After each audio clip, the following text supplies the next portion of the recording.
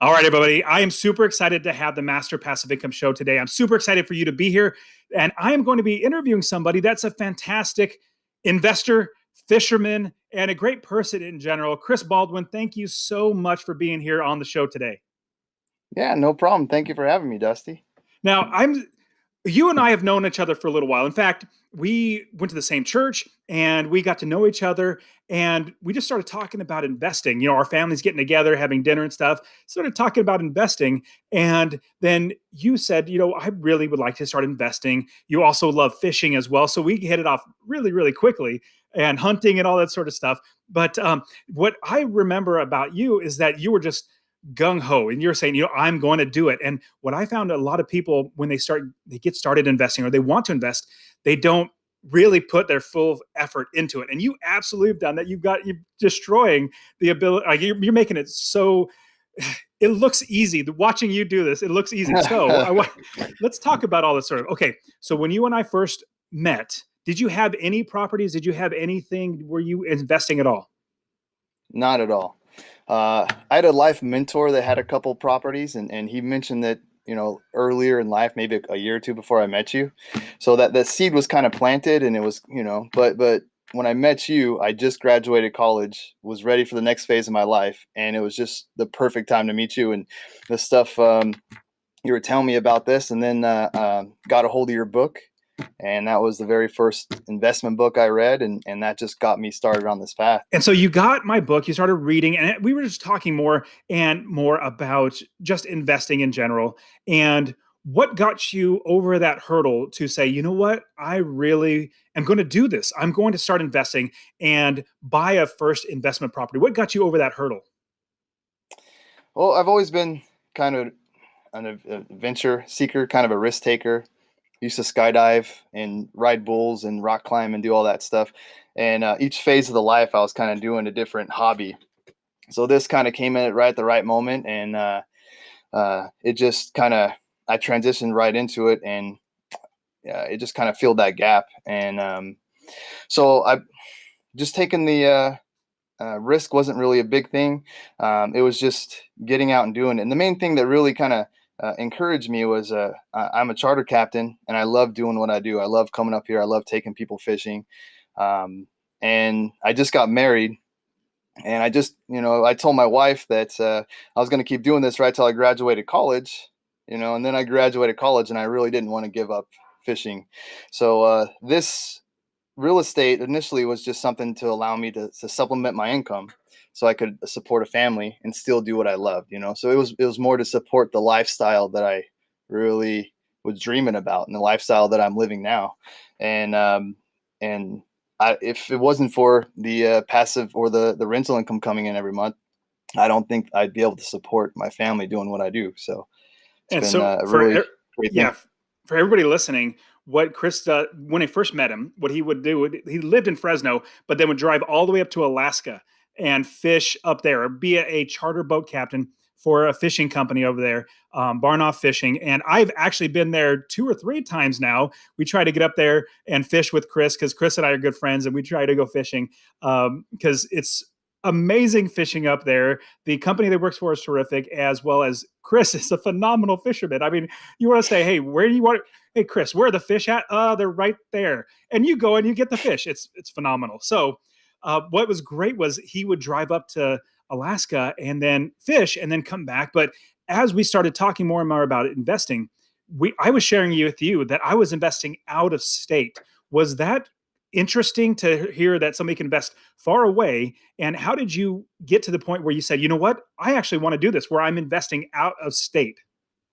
Sure. And what you pretty much planted was the dream. It's possible to do this, and so the investing out of state was more of when I started kind of going down that path. It's like, okay, so I have this dream. How do I accomplish this dream?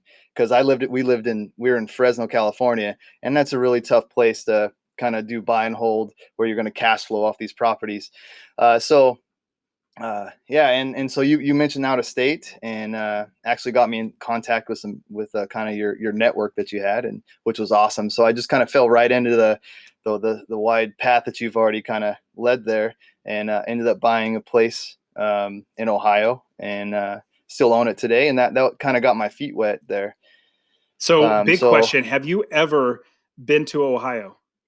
no, And I've you, never seen the place, and honestly, I don't know if I ever will, or I don't know if I ever want to, but it's been a great thing for us. I mean, I've shoot 5 years I've owned it, and pretty much I've made, if the place burned down and I don't get another penny going forward, I've already kind of made enough that I made my money back on it, so it wouldn't be a loss at this point. yeah, And so that's a great place to be. that is a great place. My So, how long ago did you buy that first property in Ohio? I believe it was about 5 years ago. Okay. So from 5 years ago, you've been making cash flow every single month. What was it that got you, or how did you get the financing to be able to pay for it? Did you save up all the money in cash? Did you put a down payment down? How did you do that? Well, I've part of the strategy here, and the key to it is living frugally, and that's something we've always done. My wife is the most frugal person that I have ever met, which is great. But so we both live frugally, and so we own everything outright. We don't own our cars. We pay cash. We drive older cars. I mean, look, I don't dress nice, as you can see, and so when you do that, you end up having a surplus of income, because you start, and then you kind of get ahead of your finances, right? Because now you start saving instead of spending, getting credit card loans, or getting loans for cars. So you're kind of spending future money. So instead of that, you start saving in that extra money. And so we had a nice, we just had some money in the bank, and we actually paid cash for the property. And it wasn't a very high price point, but uh, so owning it outright kind of minimizes a lot of the risk, just because you don't have the bank wanting their payment every month. And so um, it minimized the risk, and just, it was a good way to kind of get started, get our feet Yeah. wet. Yeah. And I love buying at a lower price point. If you're going to buy a $300,000 house, you're not going to make that much money. And even if you did, if it's not rented for 1 month, that's a lot of money in a mortgage payment you're going to have to fork over. Then might eat your entire year of passive income that you normally would make. It's going to eat it all up. And that's why we love buying. And for everybody listening, like if you're on the coast of America, like on the West Coast or East Coast, and you're thinking, wow, where do you find houses for like $50,000, $30,000, or whatever? They are out there. They are out there. And in fact, my students buy them all the time. Okay, so when you get a property, how do you buy a property without ever even visiting the state, without even seeing the property? How do you actually buy one without being there? Trust, lots of trust. And it all comes down to just having somebody on the ground that you could trust. And that's the one thing, from a distance, that I've learned, is that because you're not there to see it. If you get a repair, uh, I mean, you don't know. I mean, you got to trust that it was really a repair, and that everything's right. And so you actually connected me with my property manager out there, and he'd find these places, and we would talk and discuss about offers, and he'd do the initial walkthrough, and then after there was an accepted offer, we would do the inspection. And no matter what I buy, I mean, you got to get inspected. Any kind of property, especially with real estate, hire a professional inspector, because they're trained to see things that you don't. Even if I'm here in Alaska buying a property, I always have an inspector, and I'm the type, I'll be crawling under the house with the inspector, asking them all these dumb, crazy questions. But that's how I learn. And but from a distance, you really got to have your network, and you got to trust your network, and that is so key. I agree. And in building that business first, having the property manager, having either realtors or inspectors or plumbers, or having the right people to do the work, that's really the way that you're going to be able to invest really, really far away and not have to fly there all the time. Okay. So then how do you manage a property that is literally thousands of miles away? How do you manage one? And, because you get phone calls at every waking minute. And even when you're not awake, you're going to get phone calls of problems. How do you manage those? Again, it comes down to the property manager, and that's why you got to have somebody good on the ground, and they're kind of the buffer. So they take a lot of these calls, and he has a budget. He knows that he's just gonna fix it, right? And if it's over a certain amount, I'm gonna get a call. Other than that, he takes care of everything, and he's great. He has his own network of all the plumbers, and of so it's really hands off, just because if there's something uh, that gets broken or gets fixed, I just get on the invoice. He just deducts it right out, gives me all the receipts, and it's that simple. And so it's a great way of doing it. And up here in Alaska, I manage my properties up here, so I've seen both sides of that. And I can tell you, it's really nice to have a property manager. It sure is, especially when they do all the work and all you do is get a statement at the end of the month. And like you said, as long as they're trustworthy, as long as you trust them that they're doing the work right and doing it properly, you literally don't have a care in the world. It's such a beautiful thing. Okay, so you have one property in Ohio. Where was your second property that you bought? So the second property we bought was up in Alaska. So the fishing company I work for, I told them that once I graduate college, I'm probably going to have to get a like a real job, and he really wanted to keep me around, the owner Chuck, and so he offered me a management position in the office during the wintertime. So I said, so Amy, I'm actually going to keep fishing. I know I told you that, I was probably going to get another job. We're going to keep fishing. And by the way, we're actually going to move up to Alaska full time. So we came up here. We lived in a 1-bedroom apartment for a couple months while I was looking for a place. And I bought a duplex here in Ketchikan. And that's the place that we live now. So I essentially, I moved in, and you get owner occupied financing, lower down payments, you get lower interest rates, and we're renting out the upper, and it's keeping our expenses extremely low. So then you buy that place in Alaska, and it's a duplex, which is fantastic. It's basically, they call it house hacking. You buy a house where it has a unit where somebody else can rent out that unit, but you live in the other unit.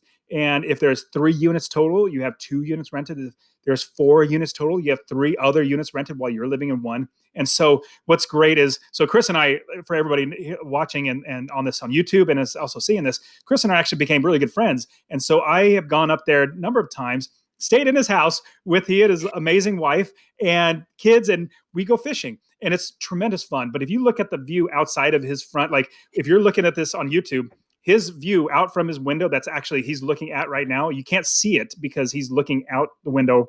It's just beautiful. It's absolutely beautiful. You got the ocean there, you have all these trees and gorgeous stuff. And so house hacking, to get into a place that you're no longer renting and you are having somebody else rent from you, they're paying for the mortgage. You basically, if you do it right, you could potentially live rent free or even make money, which is exactly what you did. So you have a property in Ohio. Now you have a duplex in Alaska. Now you are also managing the one in Alaska, correct? And you were talking about lower interest rates and a little easier to buy. Why is that? Is it because you're an Alaskan, citizen, or like you have a driver's license in Alaska? Is that why? Well, I actually got this loan through Fannie Mae, which is it's a federal type of loan.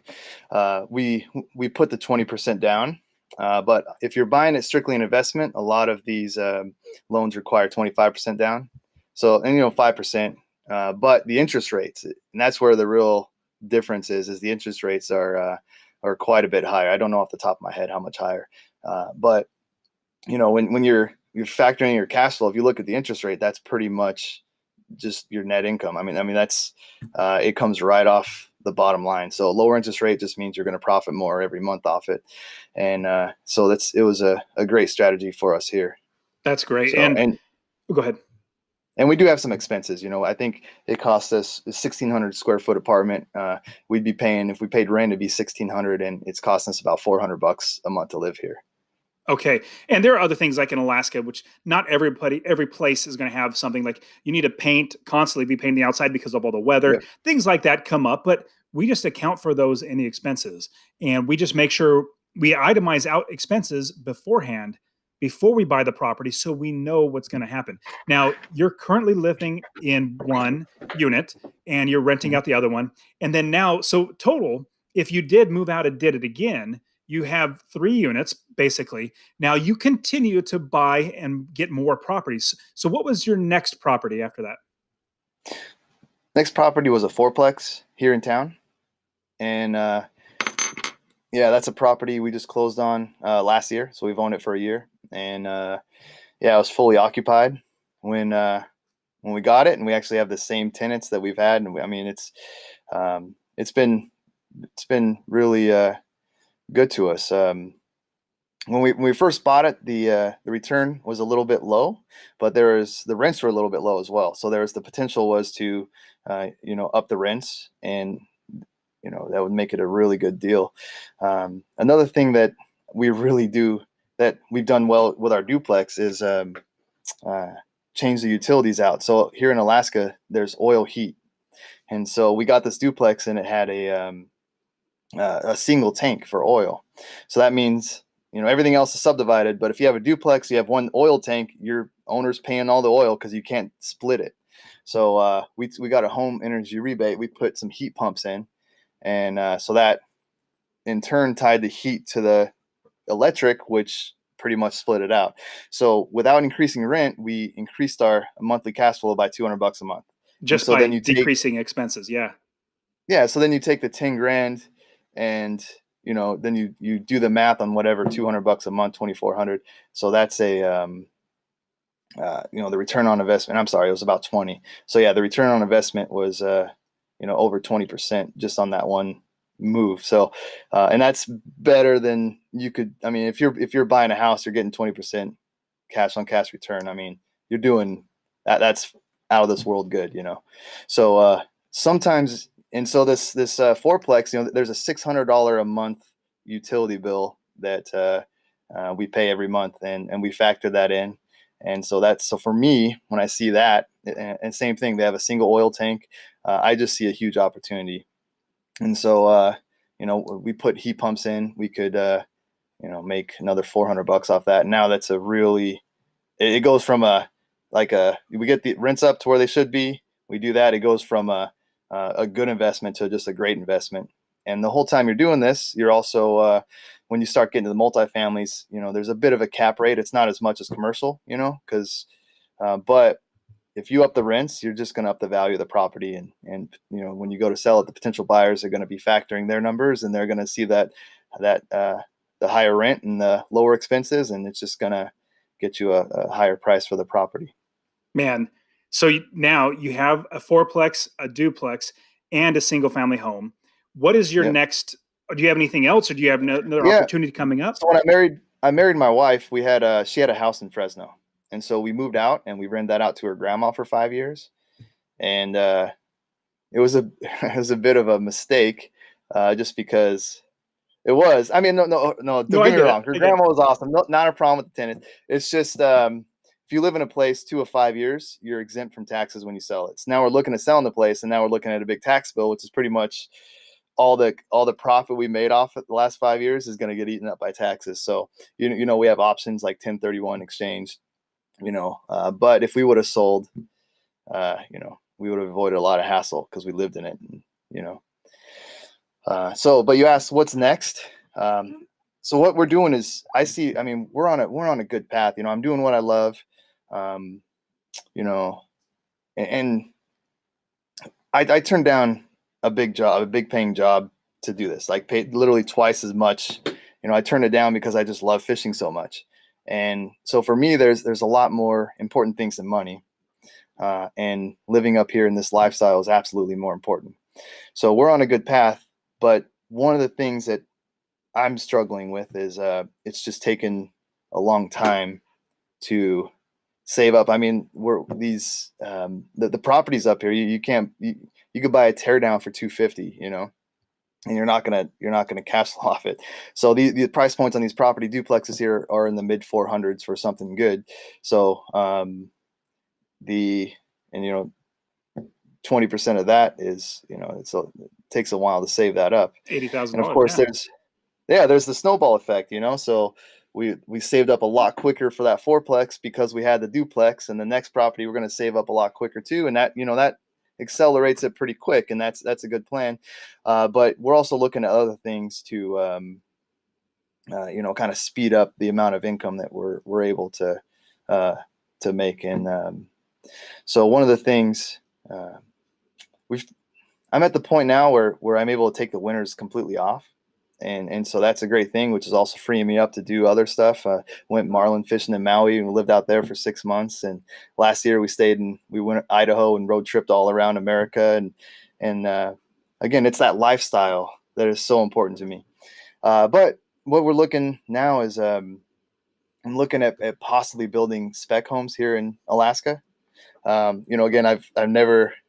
I mean, I could read a tape measure, but that's about the extent of my ability. But I've truly, I feel, and I've learned along that if there's a will, there's a way, and I see a good opportunity here in Ketchikan, and so I believe that's this next winter. I'm going to focus on learning, and the winter after, hopefully, we're going to be building something, and so that's kind of what I see the next phase. And once you get into building stuff, the sky's the limit. You could really start building. You build single families, you get that down, and then building apartments here. You could do well, I believe. Absolutely. And I've been to Ketchikan a number of times, and it's beautiful up there. And if everybody doesn't know, Ketchikan is a really big port for a bunch of cruise ships to go by there. And it's so beautiful. People go there just for fishing, and it's a great place. And so listen to how everything Chris has been doing with going to be eventually building, but at the same time having rentals. I mean, my goodness, this is a great market. Now, when you are building the business, when you're buying a new property, is it nerve wracking to get that next property? Is it something that you have to push yourself through, or is it just kind of internally it's okay for you to do that? Because there's a little bit of a fear factor for a lot of people when they're getting started. Hey, am I buying the right property? Am I doing it right? Am I going to lose money? All that sort of stuff. How do you handle that? So it just brings me to the thought that not saying I'm courageous, but the definition of courageous is not the absence of fear, but it's doing things regardless of fear, right? And so, then I say that with real estate investing. I mean, we just, I mean, we're signing something on close to $500,000 deal, and it's like that's scary. That's scary, and I mean, it was terrifying, and I mean, waking up in the middle of the night worrying about it and just, am I doing the right thing? And we're talking as we're getting to the game time, right? I like where you're actually signing the stuff. And I've talked to other investors here and other friends, and it is scary every time for at least the people, for me and the people that I know well enough to have this conversation with. But that fear doesn't stop us from doing it. And the fear keeps you alert. And I mean, I made plenty of mistakes, and there's no perfect property, but being scared is a healthy thing, and it keeps you alert, and will potentially keep you from doing pitfalls. We've also avoided some landmine of properties because I put a lot of pressure on myself to try to do this quickly, and it was going slow, and so there was a tension there, and it almost made me pull the trigger on some properties that I'm really glad I didn't. And it was, and I mean, those were agonizing decisions too, but we made the right ones. And I know that because a couple months later, the right property comes up. If it's not perfect, none of these properties are perfect, but they were good fits for us.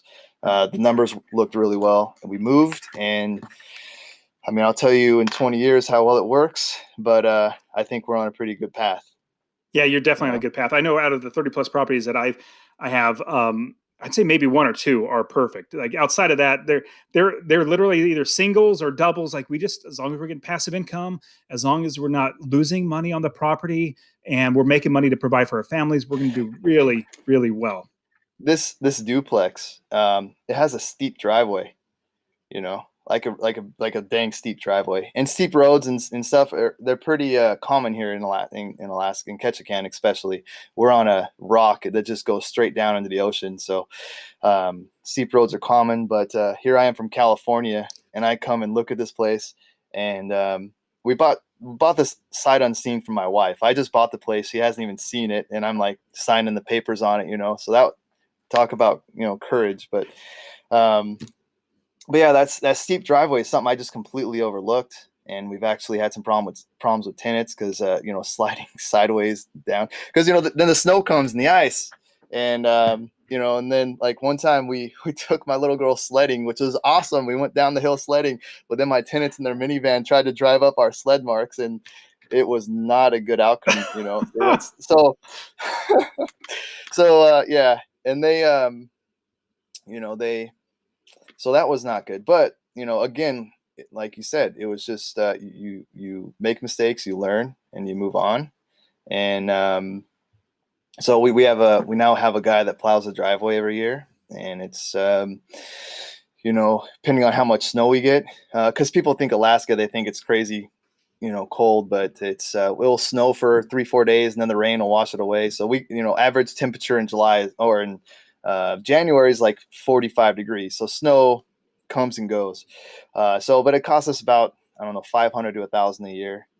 So, when we first realized how big a problem was, I thought, oh my gosh, I made the mistake of my life and all this, but it actually just comes down to dollars and cents. And, it's our tenants don't have any issues getting up and down it, even with a 2-wheel drive car. So what other, go ahead.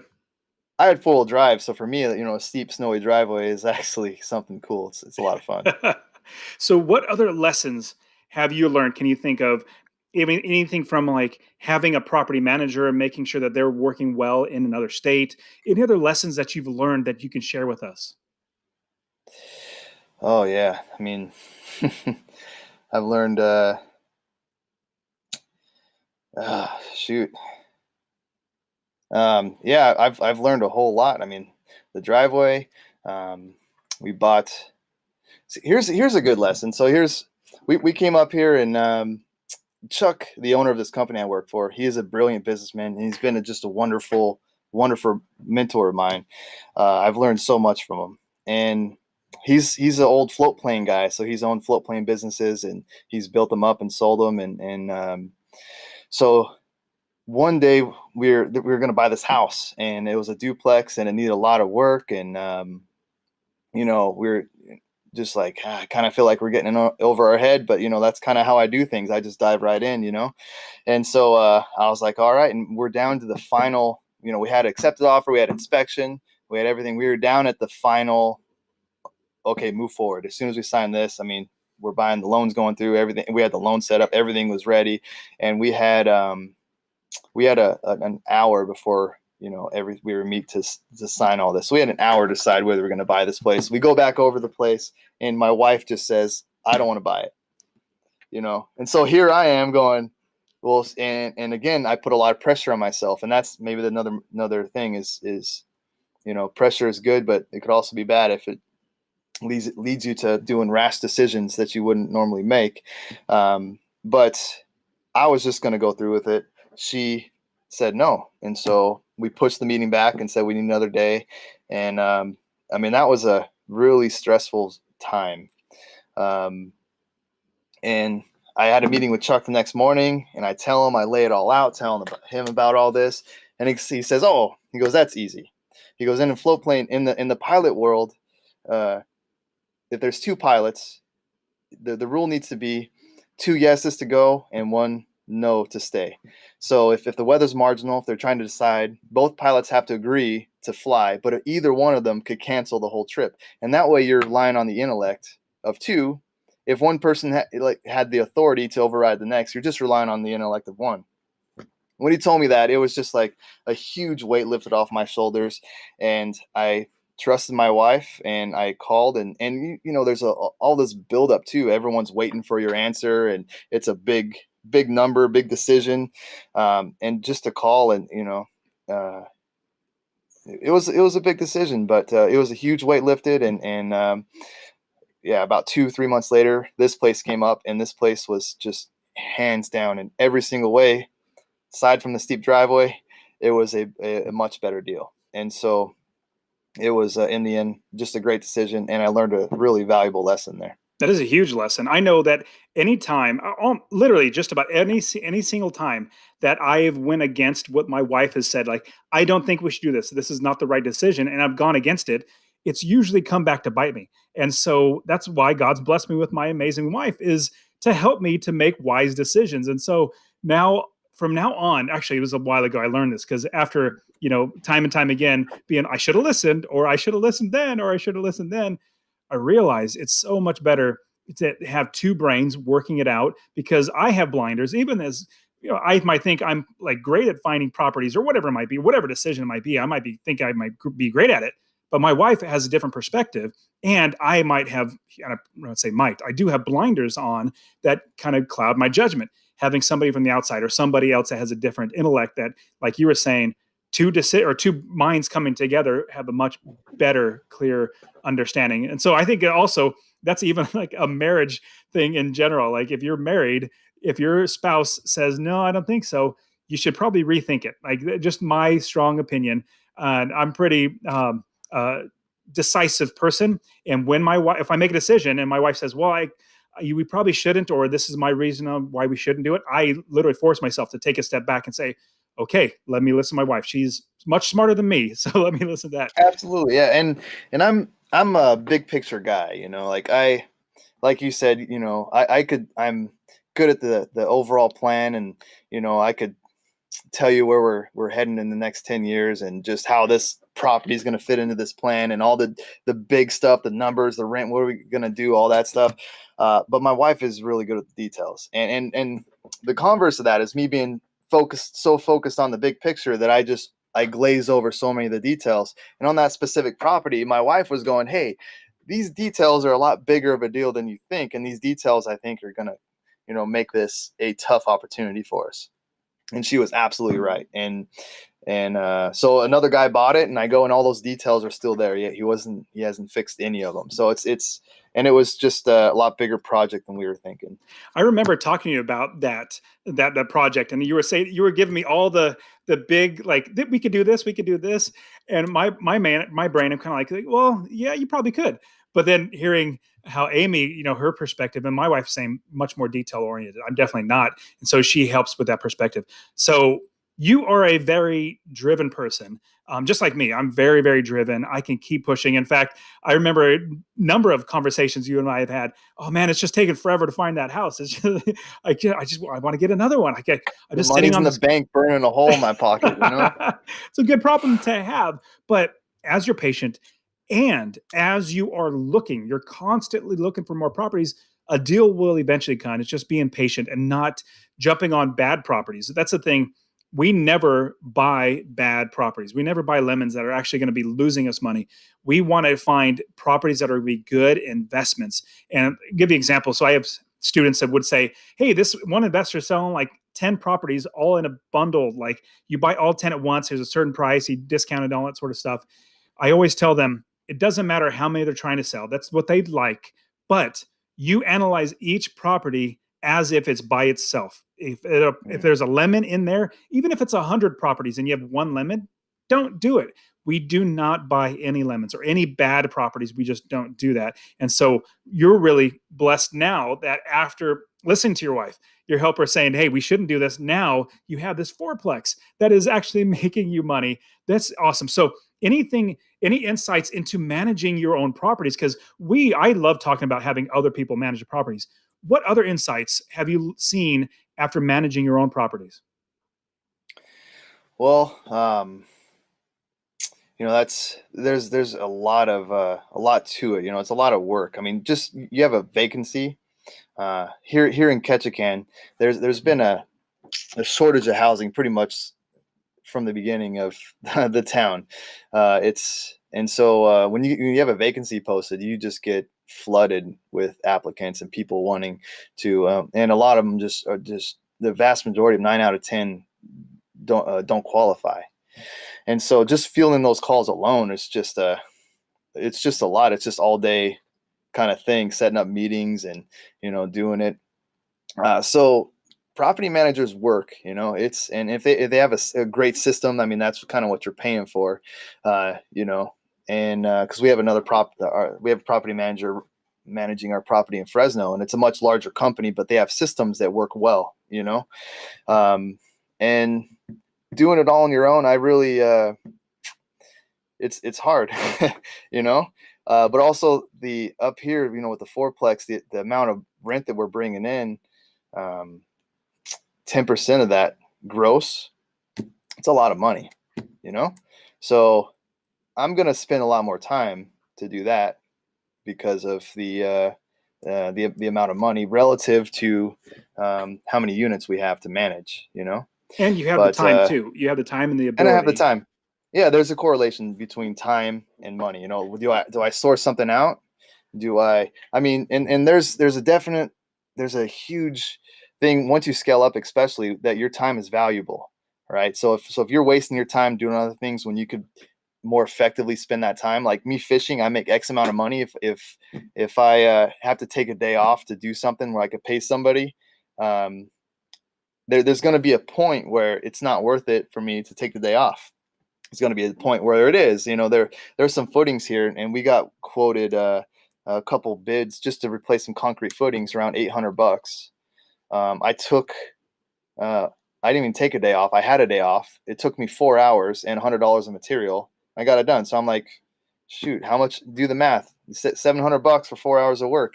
And that's another thing about here in Ketchikan is contractors out here are just absolutely absurd. In Oklahoma, you could probably get that done for, $200, but up here it was eight. So that high cost of contractors really encourages me to do a lot of stuff myself. And you have the And I've ability done. to because you live I literally do. live really close.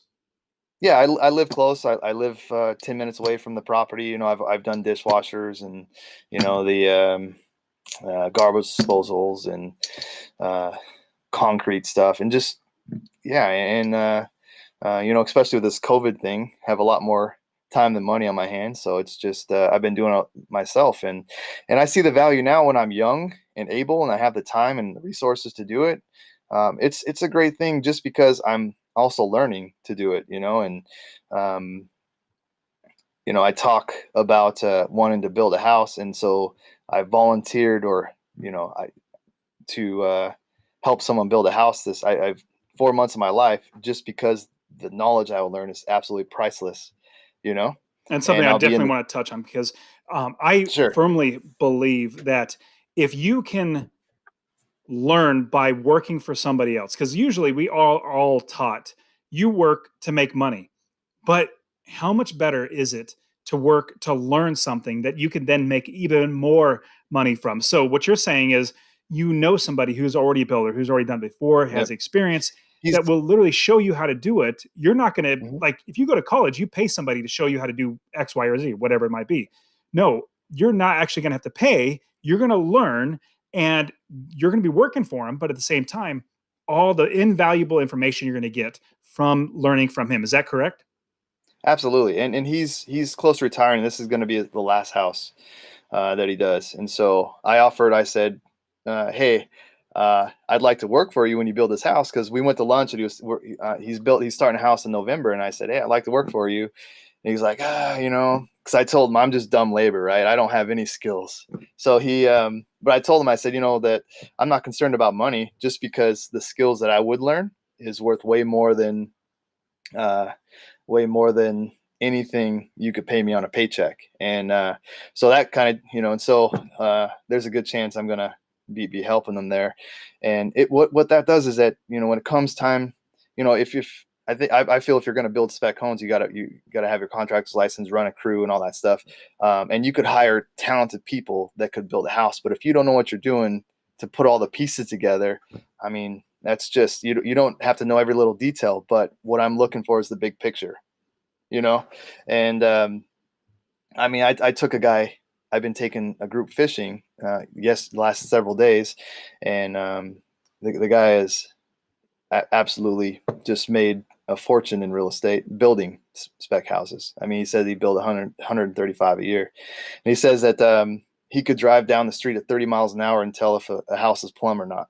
Or something that someone's working on, and he says he's just been known to slam on the brakes, back up, say what the heck, get the level and go. So it was his. So he wasn't actually doing the work, but he knew it so in depth that he could effectively manage the people doing the work. So you got to have this knowledge base, and for me, that's going to be this winter, and I don't really have. Because of the COVID lockdown, there's really not much else going on. We were going to go to Hawaii for 6 months. I had my wife talked into that one, but I just don't see that happening. So we're staying here in town, and I'll be out in the elements, building a house, hopefully. So Awesome. Well, Chris, thank you so much. Do you have anything else that you can add? Anything else that we might have missed in building a business of real estate investing? yeah, so one of the things I learned, from being a charter captain is the ability to grow. You don't have to know absolutely everything about fishing to come out here and be a charter captain. I mean, you should. But when I first came, we were doing these camp trips, and we just went out in a skiff, and the idea was to catch a couple fish, go into a camp and have a shore lunch, so that it wasn't about going out and just catching everything. And I remember my very first trip, we caught 2 fish like that. And I was just like, yeah, I was so stoked. And, so 9 years later, the production of it, we just catch so much more. It's just the biomass that we bring in. I mean, you've seen it. It's just absolutely insane. And I would never, ever be content or happy with 2 rockfish, And so just the 9 years of growth is really just, just taking me to a whole nother level that I didn't even know was possible. And real estate's been the same thing. And I just think that, and I see it already, I'm not even halfway through my career, or at least hopefully, right? But I just keep catching bigger fish, and I just see that just growing as time goes on. And I think everybody should be their entire life. I don't care if you're 20 years old or 80 years old. I would like to, at least I hope to, when I'm as just every single day, constantly learning, constantly growing, and constantly getting better. Because one of my favorite movies is called Tommy Boy. And a line in there, yeah, you know it. A line in there that Yep. always gets me is when the dad says, "You're either growing or you're dying. There's no third direction." Mm. So Wow. I always believe you always need to be growing and getting better. And the experience helps you get better, and you make better decisions, make better or buy better properties, and make more money. It's just better as you keep growing. Absolutely. And part of growing is making mistakes. And if you're scared of making mistakes, you're never going to go anywhere. I have the amount of stuff that I've torn up fishing, and the amount of stupid stuff I've done, the amount of times I've embarrassed myself. I mean, I got stories, right? But that's why you go with an experienced guide, because they do all that stupid stuff with other people, right? So it's just like you said, just move forward, and yeah, you're going to make mistakes, but that's part of the fun. And You'll learn. yeah, I absolutely wholeheartedly say and recommend go up to Barnoff Fishing up in Ketchikan.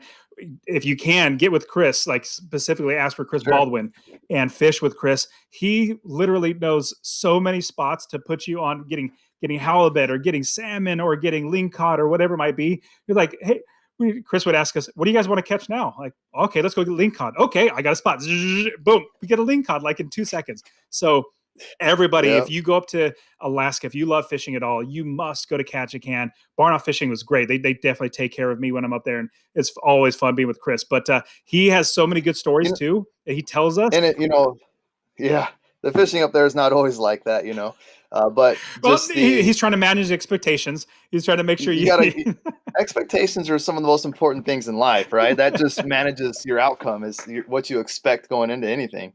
But fishing, is like that too.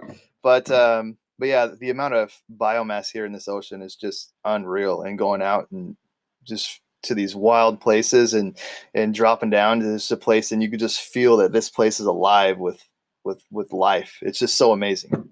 Yeah. But yeah, to check us out, exclusivealaska.com. That's our website, and yeah, you could book, and you could request me, and particularly if you're coming up on a cruise, that's a good time to book. But yeah, it's a lot of fun. Awesome. Well, Chris, I'm definitely have to get up there and go fishing with you, hopefully this summer. But it's been super awesome having you on. I really appreciate you being on the show. Yeah, thank you, Dusty.